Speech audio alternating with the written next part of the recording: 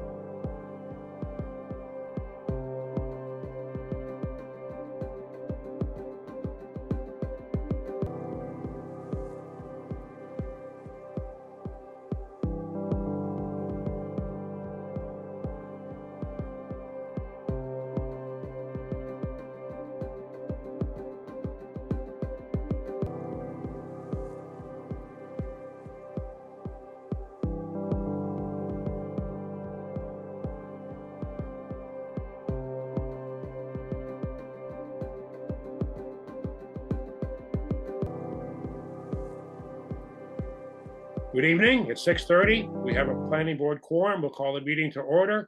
This meeting is being recorded. And for the planning board in attendance members, we have Joe Zagrodnik, myself, Jim Maximowski, Bill Dwyer, Matt Waldrop, and Mark Dunn. And first up for general information, Mr. Dwyer. First in was Mr. Iser, and I'm not sure. Did you have Other business, or are you here for the public hearing? Just for the public hearing. Okay. Okey doke. Next in was Ryan Little. You're muted. Ryan, you're muted. Thank you. Sorry about that. Hey, how's There we everyone doing? Good. We're here presenting for the future Dave's Hot Chicken on 5 South Maple. I got Tim Collins and John Stephanitis with us on the line as well. We just have some additional exterior modifications, nothing to the footprint, solely to the face of the building. Would you guys like me to share my screen? Hang on a second and let me enable that.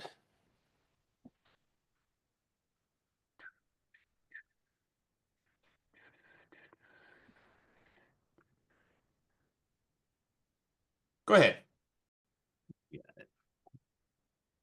Joe Berkovitz.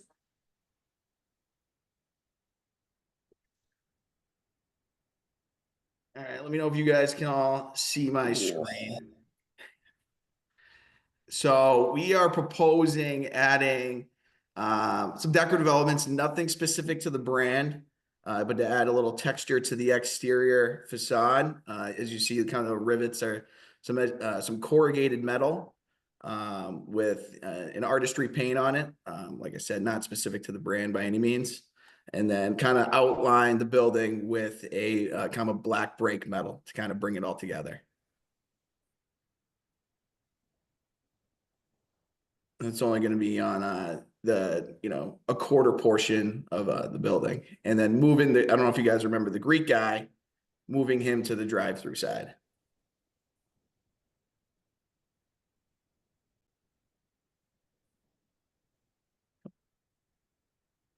I don't know if it was just the shock of seeing the dramatic changes, but the signage looked larger to me. I'm not sure.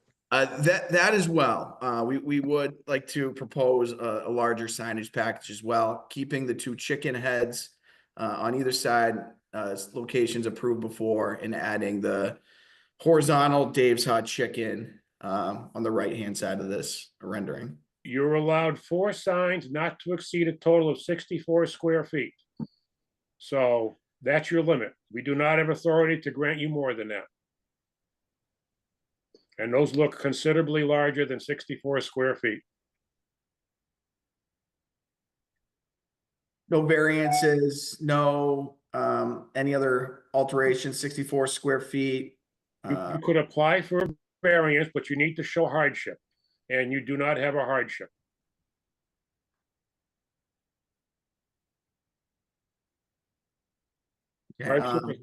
Financial is not considered a hardship. Noted. What about signage aside? What about the corrugated metal with the decorative paint? Well, I mean, I actually looked up Dave's Hot Chicken online across the country to see if this thing is common to the other facilities. Mhm. Some places have none of this. Some places have something, but they vary all over the place. And I got to be honest, there's nothing unique to that implies that this is part of the Dave's Hot Chicken logo. It is just a mural, like the gentleman says. Whether you like it or not, it's just the way they want to paint the building. Corrugated, I mean, there's nothing about corrugated. You can put, I mean, we do not dictate exterior facade construction in this particular zone. So you're free to put up whatever your little heart desires as far as exterior covering, as long as, you know, it meets building code, obviously. And I'm assuming that this would. It's just a facade. As far as the painting goes, whether we like it or not, it's not something that we could say no to, because it's just painting. That's my opinion on that one. But it's, again, 64 square feet, not to within the 4 signs cannot exceed the 64 square feet. And it still has to be not internally illuminated. Yep, backlit And I think we are still gonna be showing goosenecks at the south end side. Okay, And then same thing, no alterations to the already approved pylon. Okay, So, two questions. yep. Why didn't you ask for this in the first place? No, that is a good question. Going, there's been some, what Dave's Hot Chicken does regularly, they have these summits. And, you know, to spruce up the brand, they're all trying to think of different ways to, you know, maybe, you know, right now is kind of just a blank white building. So it was just some internal ideas to kind of help draw some customers in, as this is kind of tucked in the back kind of corner. I know we are kind of close to Maple Street, but it's just to attract customers when all said and done. It was something internally discussed after the initial approving, but we did mull over it for, I want to say 4 months now, 5 months before coming back to the planning meeting. So I do apologize for that. And the other thing is that my understanding initially was that you were going to be renovating the existing building, and you've taken it down to the slab. So just wonder what was going on there. It was actually easier to, you thought, you know, working with the building inspector as well, and the general contractor, to actually build quicker. It was in everyone's best interest to actually knock the building down, but build the exact same footprint using the exact same studs as previously erected. It was just the way the building was constructed before. Working around, you know, the shell would have been a little more difficult, and it actually became, you know, talking with all parties, you know, who was convinced that knocking the building down and building new on the existing footprint would be a lot easier and quicker. now, a word of caution, Yep. what you're showing for a picture is what shall be constructed, and if you deviate from that, you will be in trouble. I know you've got some really exotic figures and designs and colors there. Yep. And when it's all said and done, that is what we expect to see when you're done. And if it is not like that, you could be denied a occupancy permit because you're not complying with the site plan approval. So Noted. Jim, have we gone over the exact square footage of the sign and the coloring on the front? For example, we were presented with some additional coloring when Lands End came in. Then they changed it to the landscaping of the Seven Sisters restaurant. And eventually that had some weather damage, and they were just, that was disappeared. But those colors, I think we ought to have more discussion on that. First of all, the metal, yes, we cannot exclude the metal on the siding, but it looks like a Butler building. And then the bizarre colors up top, of course, it's to attract attention. But that seems, if we include all those attractive colors, as well as the signs, we're well over the square footage that is allowed. Yeah, and I might have misspoke too for, you know, Dave's Hot Corporate, not really to attract, it's just bring a little more life to the actual building itself. I don't know if it's really gonna attract more customers when all said and done. It was just something that we wanted to, you know, spruce up and kind of see what else we could do to make the building itself a little more, be a little more interesting. Yeah, we're hoping our food attracts more customers. Ironically, you're making it look more like a bank building than it was, but it looks structurally, it looks very much like the Chase Bank branch that's going in across the street. Yeah. But again, that's a business decision. So we can't approve the signage you have here. Can you come back with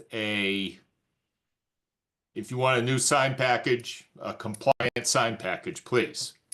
Okay. Yeah, absolutely. This was pretty much just shooting the arrow across the bow, presenting kind of the new fascia material in color scheme, and noting that, you know, what we are going to present with any exterior paint has to be exactly as presented. No deviation from that.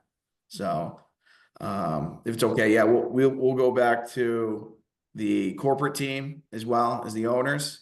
Let them know about the notes taken today, and most likely come back for the next planning board meeting. Okay. Yeah, I just want to add again that, you know, I said earlier I was shocked by the changes. I'm not by any stretch saying I find it offensive. I kind of expect to go in there and watch a movie. It looks like the Cineplex or something. It is quite appealing. So, good luck. Thanks. Yeah, the Thank brand itself is more of, it has more of a futuristic theme to it. Kind of hence why they kind of came up with this modification.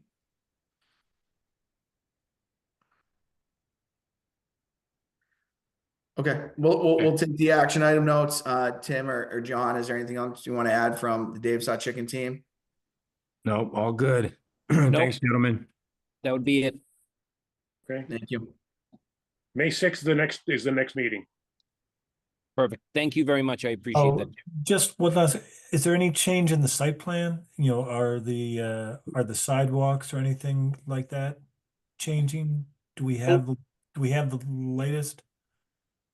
No, The actual site, yeah, we're not changing anything to the site. no. So like crosswalks, sidewalks, that's all as Nope. you had proposed it? Correct, Right. that's all staying. So yeah, the next rendering that we present will have exactly the existing site conditions as well. Thank you. Thank you, guys. Okay, Thank you very Right. much. Thanks, guys. good night. Yep. You Good also. night. Good luck. Thank you.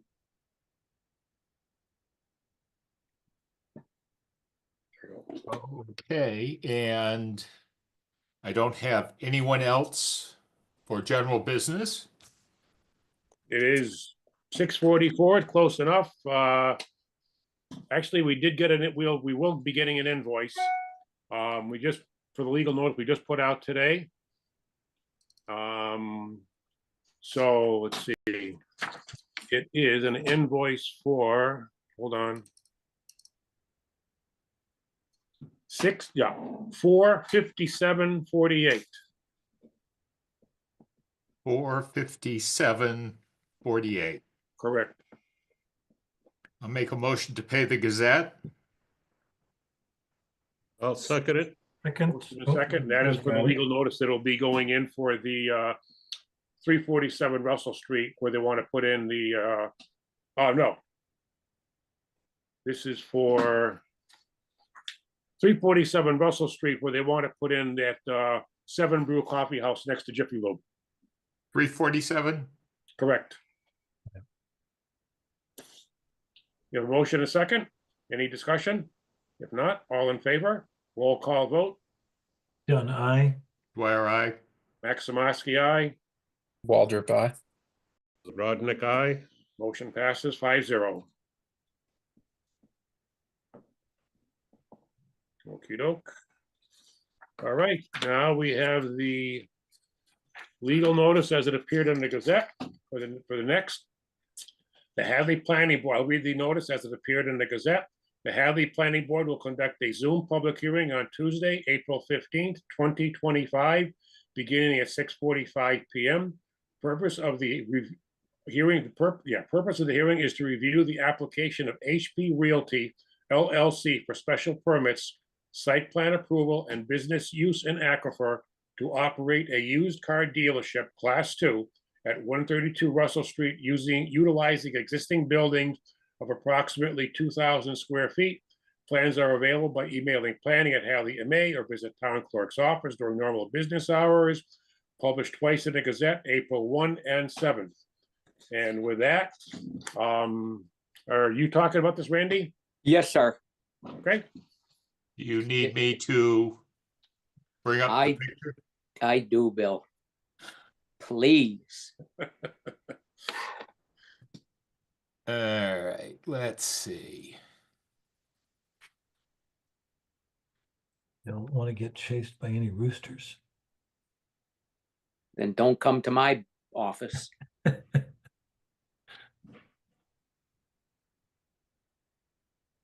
My neighbors had chickens, and my dog came around the yard with one of the chickens in her mouth. But the chicken was fine and was actually the one that lived the longest. So what doesn't kill you makes you stronger. So they say, can you make it any bigger, Bill? Just Uh, slightly? It's sort of, Okay, whatever. well, the only thing I could do to make it bigger would be Oh, it's fine. to flip it sideways. No, it'll be all right. I can deal with it. So, all right, so we're talking about 132 Russell Street on the corner of Russell and Goff, basically across the street from Hopkins Academy. The proposal is for a used car dealer's license class 2.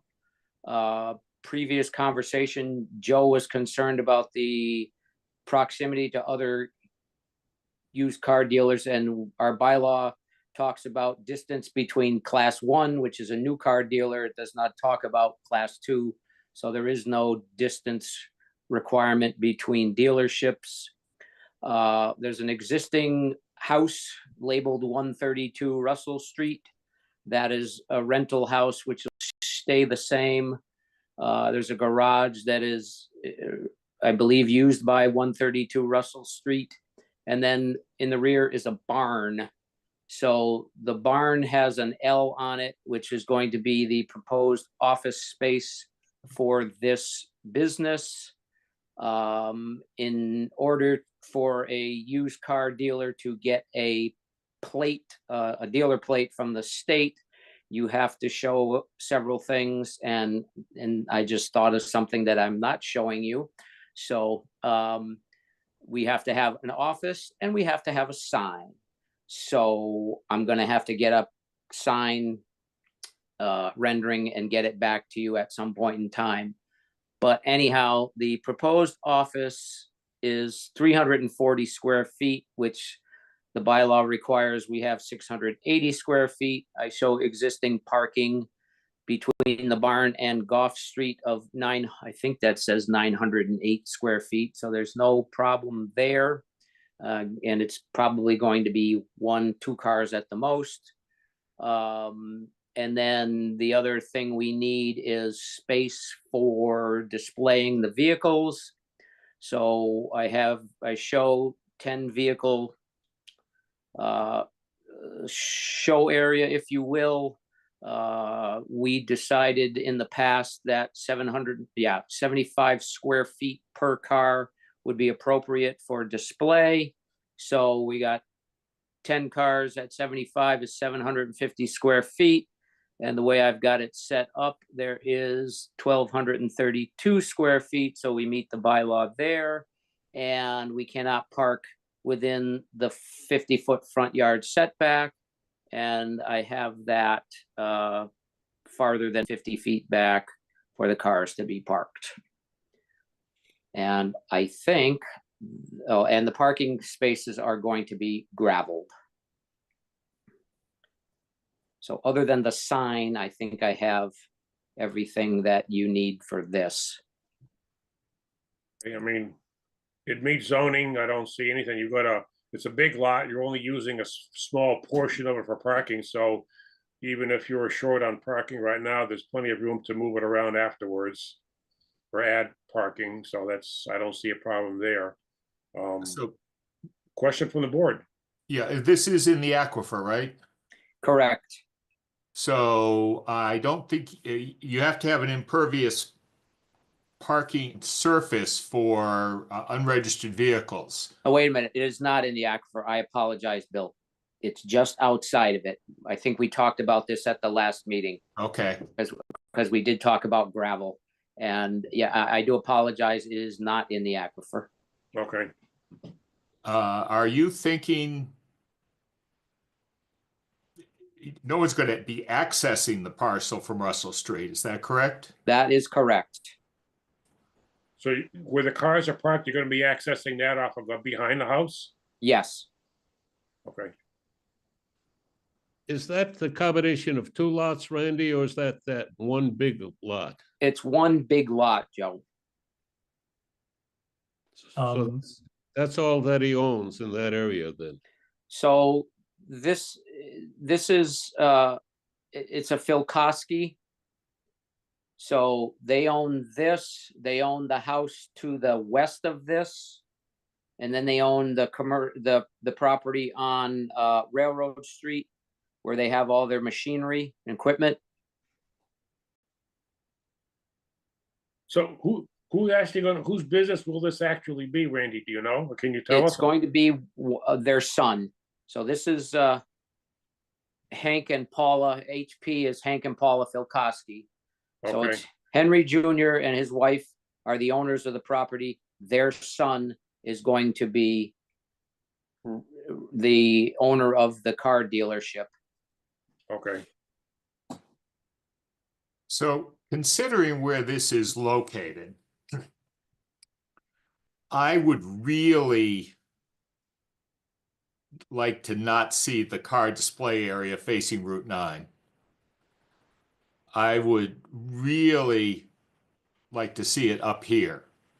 Whether you want to point towards Route 9 or point towards Goff Street, you're in the Village Center Overlay District. We don't prohibit Class 2 dealers or Class 1 dealers for that matter, but that is a fairly still fairly residential looking in that area. And since you have the ability to have the cars on the Goff Street face rather than the Russell Street face, I'd really rather see them, not facing Route 9.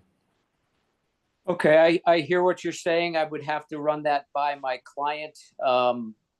But I think the reality is that as long as I'm not in the 50-foot front yard setback, I should be able to park where I prefer. And I mean, I'll look at the site, Bill. I'll look at it. I'll talk to my client.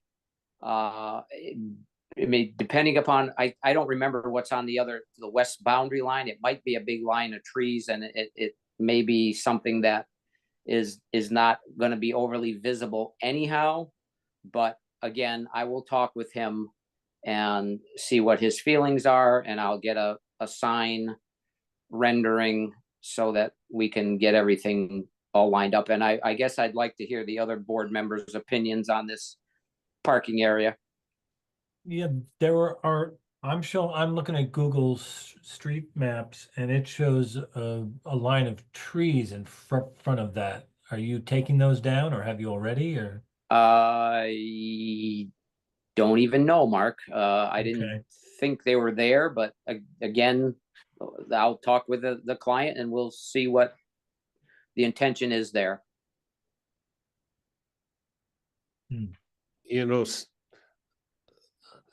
I concur with Bill, and the fact that we do not have the historical committee reviewing various sites like we used to. And I'm sure they would not be totally thrilled at a used car lot right opposite the high school in the center of town. So I would concur. All right, well, like I said, I will talk to my client. I think, and I don't want to be out of line here, but I think that if he's going to play hardball and want the cars to be there, I don't see a way that you guys can tell him no. I don't think there's anything in the bylaw that allows that, is there? Or maybe because it's site plan, you can dictate that. I would like to understand that a little better, what the thought is. We probably also should take a look at the design guidelines for the Village Center Overlay District. Yeah. And is this a by right use in that district? Yes. Hmm. So I think what would be the only other thing that would the overlay district regulations would dictate would be the sign color.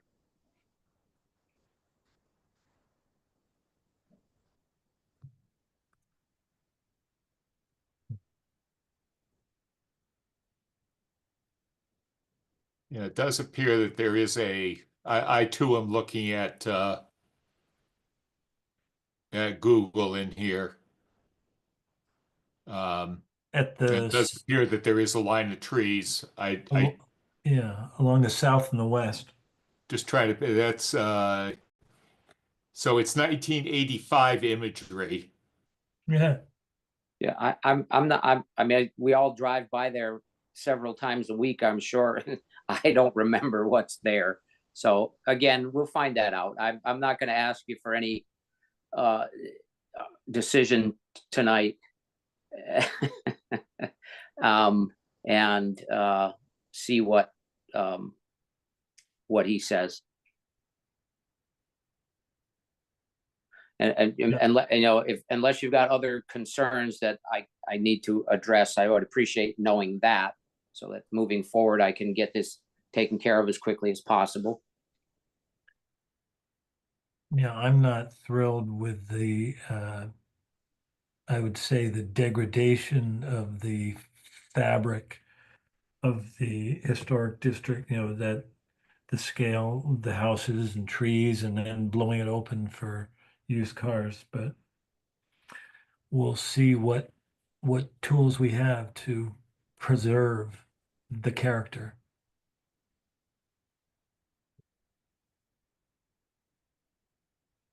Should all be good neighbors. It looks like there's a driveway right next to it to the west as well. There is.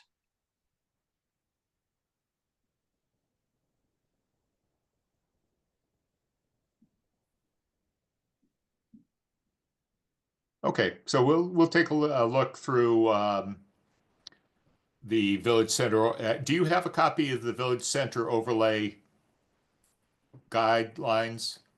You're talking to me? Yes, Randy. Yes, I'm sure I do. Okay. Section 19. Yeah. Yeah, that's not a problem to look at. But then we also adopted a separate design guide. And would that be for buildings typically, Bill? Typically, but I'll take a look at it to, you know, we haven't had much come in here, and when we Yeah. did have the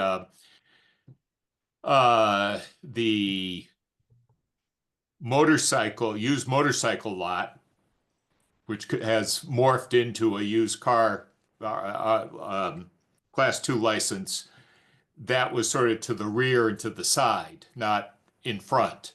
Mm-hmm. We do there wasn't any really place to park there. And I mean, that was, we didn't ask to be, I think we probably are in the, 50 feet on the west side of that house, if I remember correctly. But I mean, again, I will talk to my client, see what he says, but I know that your opinion is you don't like it there. And I don't want to be nasty about it, but I don't believe that we would be prevented from parking there. How far are the cars from the house, Randy? I can't see that. 10 or 12 feet, maybe, Joe. Maybe Bill can read it. I can't. 10.8. Yeah. Okay, so 11 feet from the house. And 15 feet from the western boundary. And chances are he's not going to have 10 cars out there at once. knowing what I know about the used car business these days, it's not easy to buy them at a reasonable price. But anyhow, that's beside the point. That's a lot of Teslas out there. Yeah, with nasty bumper stickers on them. When would you like to come back, Randy? I'm sure he'd like it as quickly as possible. May 6th, you said, is the next meeting? Yeah, we don't really, we're not really dealing that much with PVPC anymore, are we, Bill? Yeah, I think it's kind of slowed down there. So I think we'll just tell them we don't need them to come. Okay, And I don't know. I think I'm gonna be out of town on the 6th. Let's tentatively schedule it for then, and I'll let you know in the next day or two if I can make that work. okay. That's fine. All right? Very good. Okay, so what I'll do is I'll get a name for this place, what the sign's gonna look like, show you on the plan where it's gonna go, because that's gotta be at least 20 feet from the street line. And we'll talk about the parking location. Very good. Okay. All right, Okay, thank you. thank you. So if you want to stay on for a minute, Randy, actually, I guess we didn't put anything on it about the, I'll just mention that Randy did share with us some guidance from the, I guess, Department of Health or DEP on Title V as it applies to accessory dwelling units. Yeah, we really didn't put anything in here to really discuss that, but I just want to mention that I did send that around as a reminder, and interesting reading. It could almost come up under the next topic we're going to be discussing anyways about accessory dwelling units. It may be remotely related. I suppose it is. We can briefly cover it, but basically the state, the next item we put on for general discussion with the planning board is whether a detached accessory dwelling unit can be considered an accessory structure or not. Under our bylaw, we define an accessory structure as being incidental to the primary use. I don't remember the exact words of that, but it's something to that effect. And the primary use of any dwelling is obviously residential. And the accessory dwelling unit is residential. Therefore, since they're both residential, is it really incidental to the primary residence? Or is it the same as, therefore, an accessory dwelling unit has a different set of circumstances than a primary dwelling unit? Where is that? The definition is actually the first definition. Right, a structure located on the same lot with the main building detached or attached and customarily incidental and subordinate to the use of the main building. Well, it's not, in my opinion. It is the same as the main use of the building. It's just smaller. But, you know, this is going to come up, I'm sure, to the building inspector, the zoning enforcement officer, and others in town. And I think the planning board should take a stand one way or the other. So just to help the other guys understand, Jimmy, I brought this up because I got a proposal coming for an ADU, and I need to know if I need a 40-foot rear setback or a 15-foot rear setback. And that would be dictated by whether it's a principal use or an accessory use. And I don't know at this point if the state has chimed in on this. But whatever you guys decide for now is, I guess we got to run with it unless we find something different that the state is dictating. Yeah, the state is, I mean, they haven't addressed those exact words. what they've said that, no, there's no change in zoning. Whatever you have in zoning requirements as far as setbacks shall apply to the accessory dwelling unit. And so what we're trying to decide is the a detached accessory dwelling unit.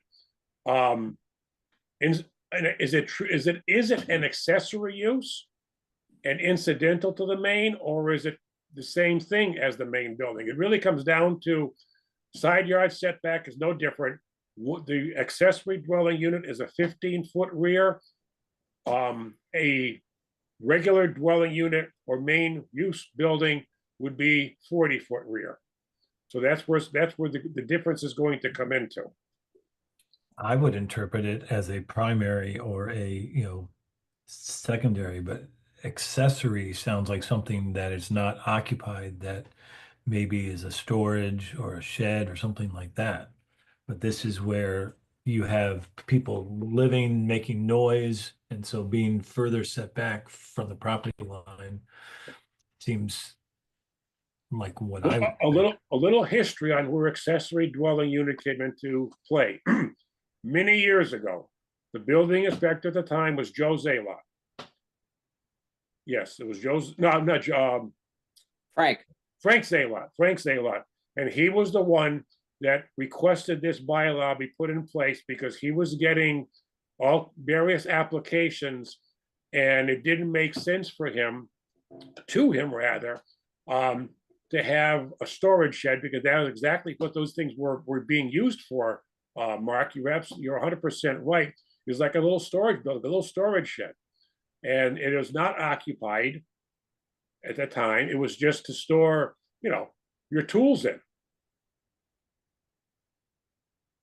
so just to maybe help you guys, and me too, for that matter, if this was an attached accessory dwelling unit, it would have to comply with the primary principal structure setback. It would have to be 40 feet. So I guess we could look at it in the same eyes and say, yeah, it's the same thing. It's just not attached to the house.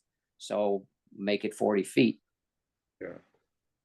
Well, the other question, after reading over, that was very informative, Randy. Thanks for sending the septic regulations. Now, is the septic tank a structure? No. Well, we had I don't know that. I don't know how the building inspector interprets that. Exactly, because remember, is the swimming pool a structure? And that one had some legal implications, and it was determined that it is indeed a structure, even though it may be entirely below ground. So Right. we have to iron. I believe the tank is considered a structure, but the leach field may not be. Okay, we'll have to iron that one out too. So But I am scrolling through, I'm trying to find the new regulations from the state, specifically on ADUs. And I don't know, I may just have it on my computer at the office and not on my home one. I'll see if I can, I forwarded that around a while back. Don't remember specifically when that was. Well, I won't try to find it now, but there are so the executive office of Well, if you go to mass.gov/ADU, that brings you to the state okay. page. I'm on it right now. Do you want to share? Do you want me to? I can. Is there anything in particular you want to see on Well, it? I don't know. I think it's Okay. what is an ADU? What is the law? ADU regulations. But it says what is an ADU, right? What is the law? Right. Okay. Protective accessory dwelling final version. I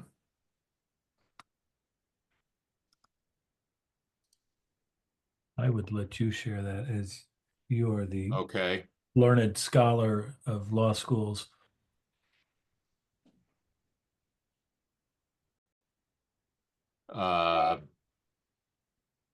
Sure. Let me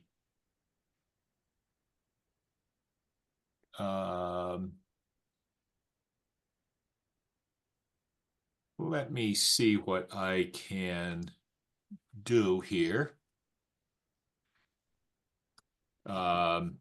So they have their own definitions.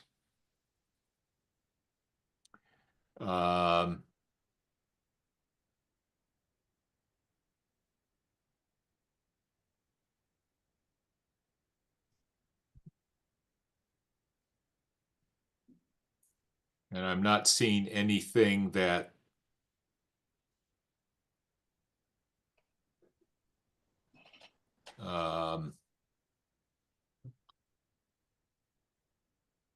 not seeing anything that specifically distinguishes them from storage sheds. So we just go back to the definition of the ADU, self-contained housing unit, subject to otherwise applicable dimensional and parking requirements. That's not completely helpful. Yeah. But I guess specifically references it as a housing unit, Which is different.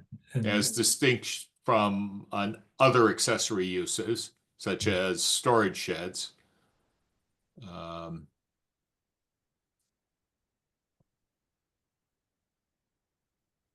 Okay.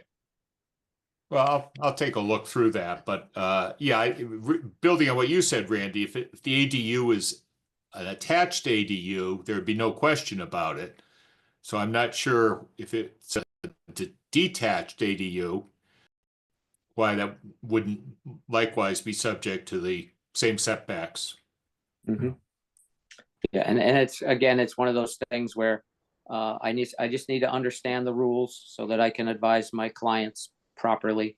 I don't care how we determine it, as long as it's the right way and we're not going to get, kicked back from the state.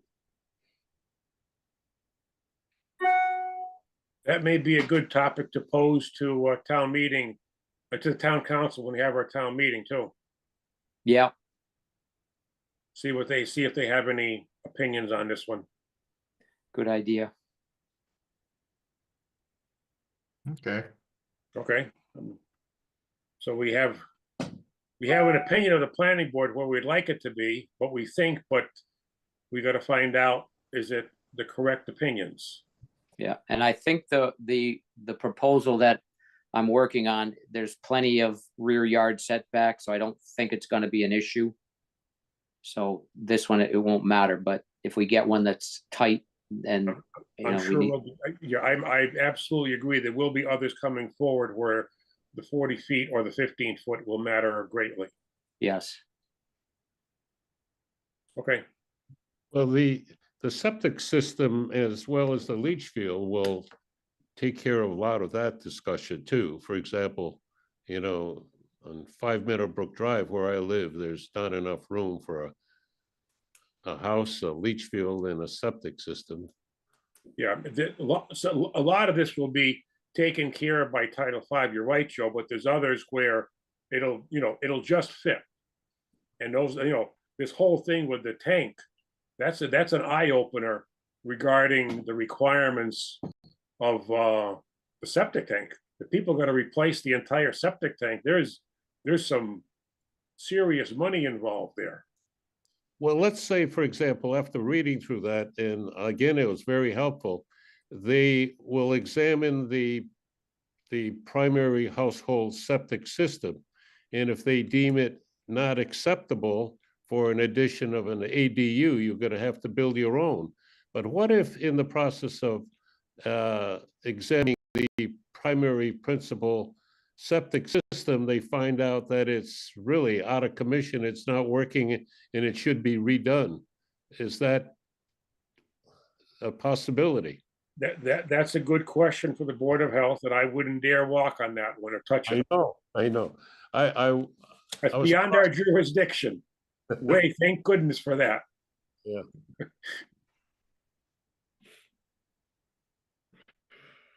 Yeah.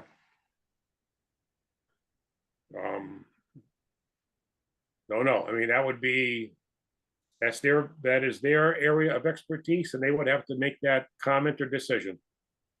So, Yeah, I went across the hall after I got this. I was in the town hall, and the representative seemed very knowledgeable on that already. So, but that's why they get the big bucks. okay, so moving, I mean, we can put this on maybe on our next agenda or a future agenda again, so that we can, you know, find and make the planning board opinion on this. Because our next meeting will be after the town meeting, so if we can get something out of town council at the town meeting, or at least get them to think about it and get back to us, that would be good. Yeah, and at that time, we can discuss the steps that would be necessary to get the final approval of, obviously, the big one is going to be the Board of Health and the septic system or hooking up to a sewer. But we have to make the decision on the setback. That's our job. Right. Yeah. And we're still waiting for town council, and not town council, Attorney General approval or denial of our ADU bylaw that was revised. Well, did you see Westfield have signs? It's a similar situation in Westfield? Yeah, Yes. but, you know, the big thing is, when we put what does their zone ordinances say about it? If they don't address it, they may be in a different pot of hot water. We specifically addressed it. You know, I don't know, and I don't dare look. And again, that's just an interesting article in the newspaper, and I'll leave it at that. Yeah. Next one we got is reset the size of the Smart Growth Study Committee.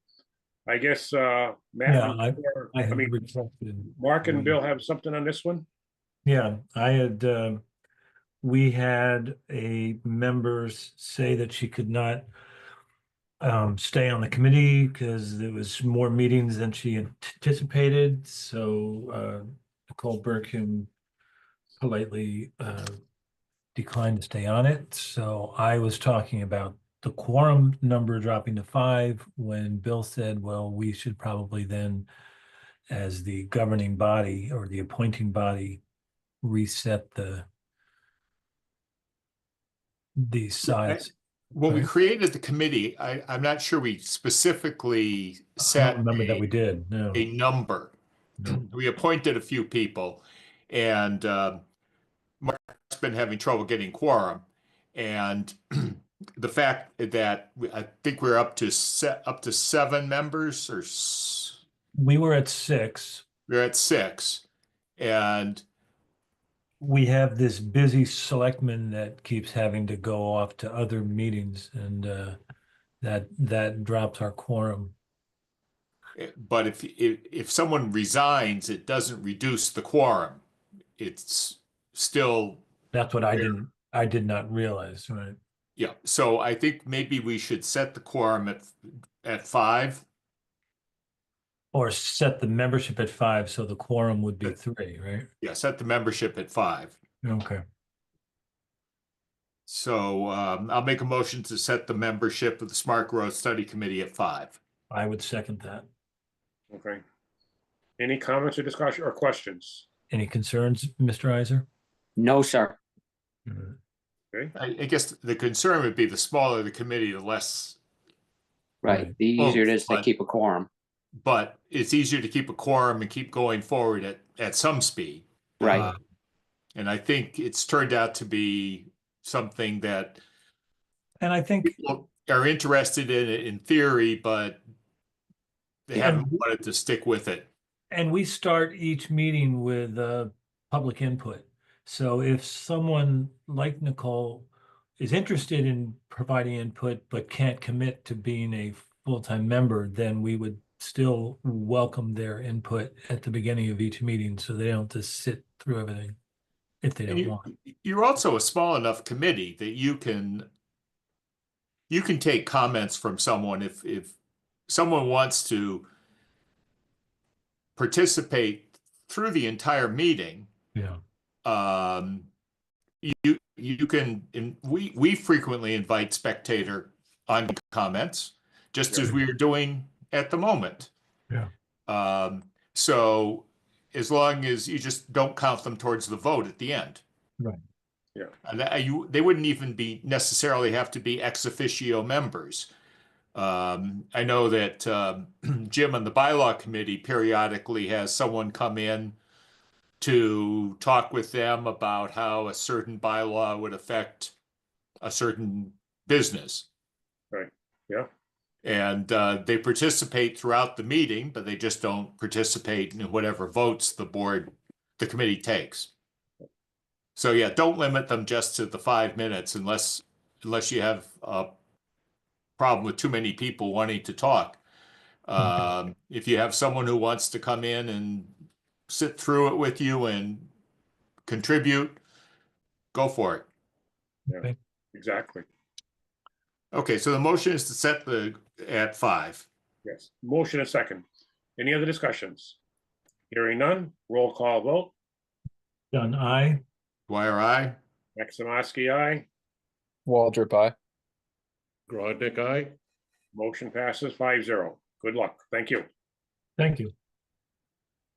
Next one is, we have, the next time that PVPC is in, Kyle would like to talk about various parking requirements and possibly changing anything. And the reason I put it on tonight is I'd like to get the kind of opinions of the planning board, because I can see this taking up a lot of Kyle's time, so that we can at least go in with a couple of ideas that, you know, change it, not change it. If we do want to change it, what we want to do with it.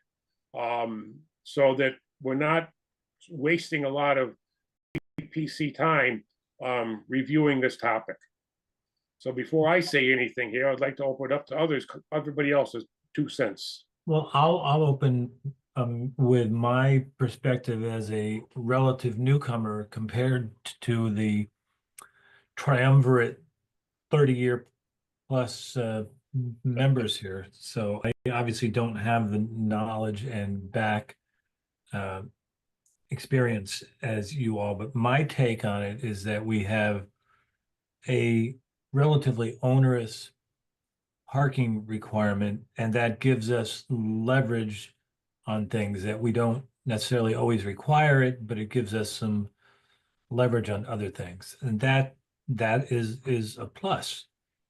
But I just wondered if there's ways to do that without encouraging overdeveloping sites. And when I say that, I also acknowledge that we recently reduced the parking requirements for the industrial zone, which I think was wise.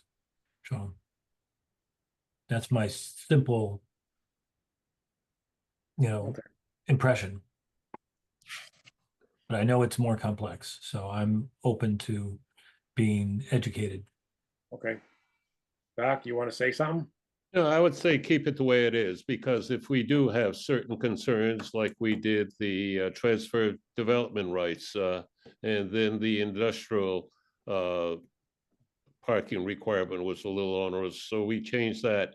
So I think we have the capability of changing things if it's obvious to the full board, and it doesn't take that much time either. Anybody else? Can the guest speak? Well, Absolutely. before Go you ahead, do, Bill. I'm just going to add in that I thought, I was I didn't gonna think anybody on the ask- board wanted to speak. Go ahead. I'll Yeah. wait. No, I'll just add that I was going to ask Kyle, what do other towns or larger towns or more developed or towns with a full-time planning, do they use something more like a building code type thing that says for this use, you're likely to need this much part, do you tailor it to the use? Because that seems like the logical set of, what we do is definitely simpler and easier to enforce or easier to understand. but there's a lot of different uses, and the intensity can vary. And then I realize if you have a less intense use and you build to that, and then you want to change the use, then the the responsibility is on the buyer or the new use to see if they can expand the parking at that site, and that's not our problem, but That's a good question to ask Kyle, that many towns, if not, I don't want to say most of them, many towns have exactly what you say. For this use, there's so many parking. For this use, there's so much parking. And what happens when you design something for a low intensity use, like an auto parts store, and that auto parts store gets turned into a restaurant that has a much higher parking need? What do you do for parking? Do you deny the use? Which to me seems like not the right thing to do. But how does a municipality address that kind of a change of use regarding parking? So that's something for him, because I don't know the answer to that. Right. Randy, you had a comment? Yes, so most of the towns around us have what Mark's talking about. Restaurants this, auto parts is that, blah, blah, blah. So my concern with, and you guys have been saying this for as long as I can remember, you want just what Jimmy just said. If I want to put in an auto parts store today, and I'm required to have 10 parking spaces or whatever it is, and then my business fails, I want to sell my building to Essalon, for instance, and they need 100 parking spaces. If the bylaw, the way that the bylaw is set up, I have to have 2 for 1. If I could have done that with my auto parts store, the land is still there available for the additional parking. So if I want to sell that building to a different use, then the site is going to dictate whether that use will fit on that site. And if I have to come back before the planning board for another site plan review, then so be it. That's on me. That's the gamble that I take as a landowner, building owner. And something that just came across my plate is in the eastern part of town, there's a commercial building that is either for sale or has sold recently, and somebody wants to change the use to it's a restaurant. It would be turned into something less parking intensive, but they want to put an addition on the building, and it's basically for storage of stuff that they sell. And if that addition were to require more parking that is currently on the site, but is still way more than is necessary for this business, then you're kind of shooting that business in the foot. So there's, you can look at it from both directions. Yeah. And my thought is, again, if I want to put 10 parking spaces in today and I need 100 tomorrow, then I got to come back before the planning board and prove to you that I can do it. It also gives you guys another shot at site plan review. Let's say, my building got built and it didn't work out. The drainage didn't work out the way it was supposed to, and people are complaining. Now I got to come back to you. You guess what? Yep, we'll talk to you about this, but you got to fix that. Yeah. My only concern about that is business use in the business zone is pretty much by right. And site plan approval does not have authority to deny. Therefore, if somebody doesn't have adequate parking, in other words, they have a building today with, like you said, 10 parking spaces. They come back in, they want to put another business in, same size building with 100 parking spaces. How do we deny that? I don't know the answer to that. Yeah, I hear what you're saying, and I guess the bylaw would have to address that somehow. Yeah, No, I think we're okay on that one, because the parking requirement is a separate section. It's not part of site plan approval. Okay, So we could just flat out say, can you provide 2-for-1? And, give them a shot to go for transfer of development rights or a variance if they think they can justify it. But it's not part of site plan approval. So it is just mandatory. okay. Or they could build Hadley's first parking garage. Well, that's something in the back of, it has to be in the back of everyone's mind. We don't really support on-street parking as a thing. Occasional use, if you have a party that spills parking spills onto the street, so be it. But we don't have municipal parking. We don't offer on-street parking. We can't park on street on Route 9. So we have some limitations there. And that's why I tell people, your business has to absorb your impact. You have to take care of your water. You can't throw your water on your neighbors. You can't throw your parking on your neighbors.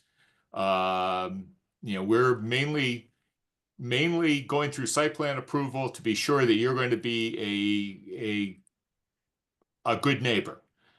And parking is there as an outside, and I'm sure originally it came in as probably mall related, large scale retail. I don't think we really had a need for a parking bylaw before we started having Zayres knocking on our door. Any comments, Matt? Opinion? Yeah, I mean, I just didn't, I didn't want to contribute to kind of the Joni Mitchell, put up a parking lot. I wanted to not overpave our beautiful agrarian town, or not encourage others to. And I understand that they don't have to pave all of, as long as they have it in reserve. But yeah, so thank you for the informative discussion, and I look forward to more of it when we get PVPC involved. Yeah, any comments, questions, opinion? I was just curious, the PVBC, what is their role in this? Do they just take our recommendations and try to formulate it into some type of change? Yeah, they're simply looking at our zoning bylaws and making recommendations how we could make them easier, better, more consistent, stuff like that. They have no authority. They're strictly recommending. We hire them as a consultant. Yeah. Okay. So as the regional planning agency, they do get copies of proposed bylaws from all the communities that are around, and they do traffic studies and various studies in multiple communities. So they keep tabs on zoning. And one of the things we use them for is, instead of us trying to, we have a question like this, parking requirements. We could take the time to go to Amherst, Belchertown, Northampton, read their parking requirements and bring them back. But basically we hire Kyle as a zoning consultant to go out and gather that information for us and come back with some suggestions about whether others are doing a better job. And this was before you joined us, while Mike was still on. We spent a lot of time trying to figure out if there was a sensible formula that we could use. When we put in new housing, we have an affordability component, and one option is to make a payment to the town in lieu of providing affordable housing. And we tasked PVPC with trying to find out what communities have a formula that we could use to figure out if you don't want to put affordable housing in your subdivision,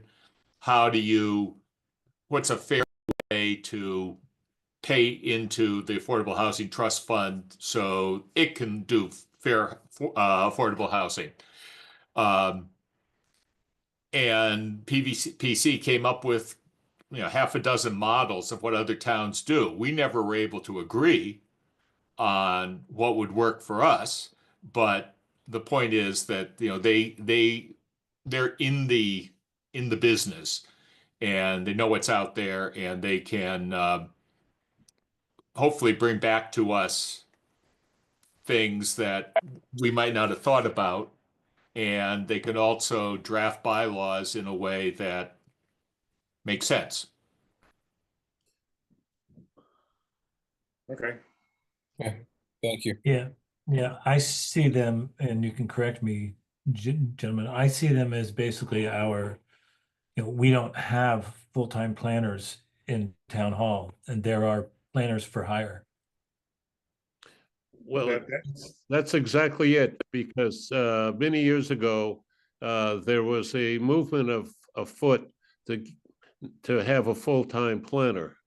And full-time planners kind of dictate what they like, and that's what they give to the town. So we supported the idea of we being citizen soldiers with our various opinions, and we could hire a consultant, and that's the way Pioneer Valley came in. This evening's discussion was the perfect example of citizen soldiers having their own opinions, and we can benefit from everybody's thoughts. So, Thank you.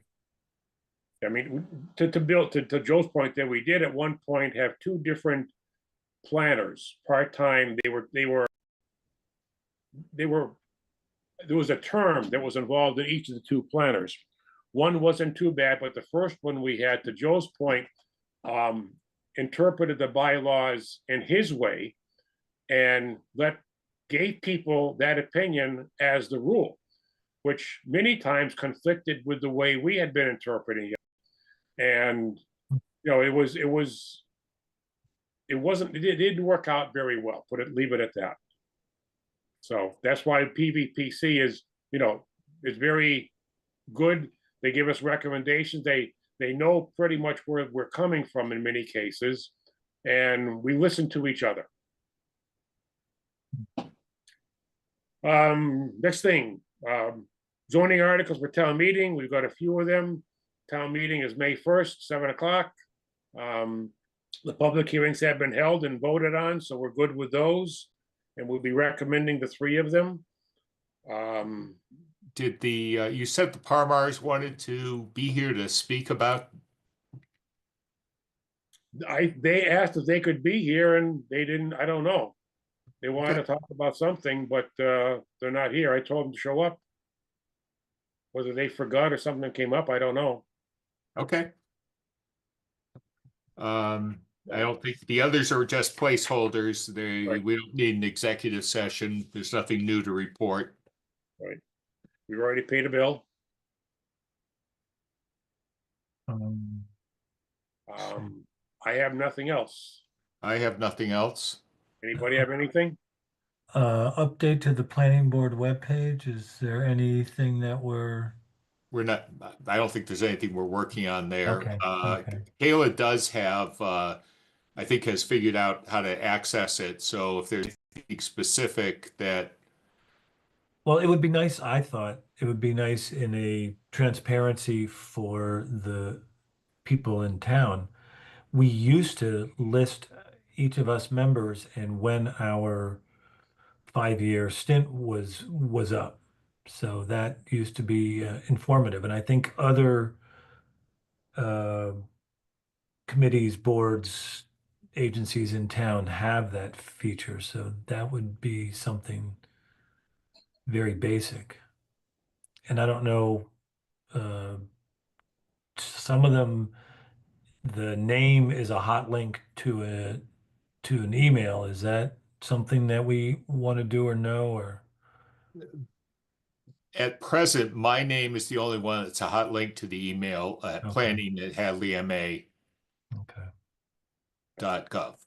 I sincerely doubt you want a hot link from your name on the planning board site to go to your email. No, probably not. Be careful what you request. Be careful what you ask for, yeah.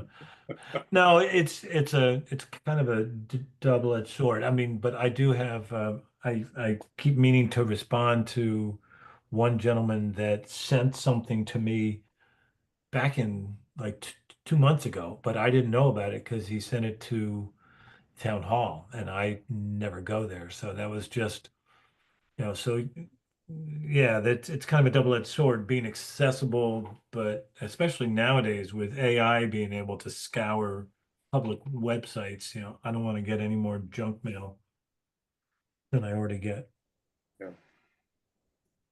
Understand. But the listing members and term expiration would be a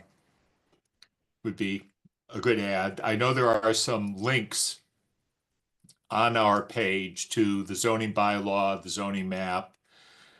I think that's all helpful. Okay.